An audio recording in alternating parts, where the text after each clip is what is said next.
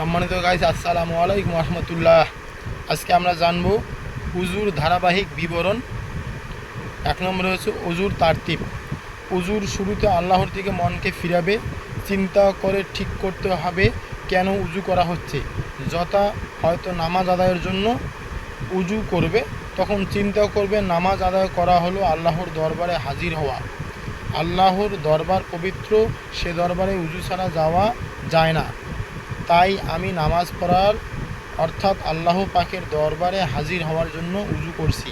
এভাবে যদি কোরআন শরীফ তেলাওয়াতের জন্য উজু করা হয়, তখন একাগ্র মনে চিন্তা করবে আমি আল্লাহর পবিত্র কালাম কোরআন শরীফ তেলাওয়াতের জন্য উজু করছি। তো সম্মানিত গাইস, উজুর ধারাবাহিক বিবরণ 1 নম্বর উজুর তারতিব জানালাম। পরের ভিডিওতে অন্যান্য মাসালাগুলি জানাবো ইনশাআল্লাহ। আমার এই ভিডিওটি ভালো লাগলে আমার চ্যানেলটি অবশ্যই সাবস্ক্রাইব করবেন।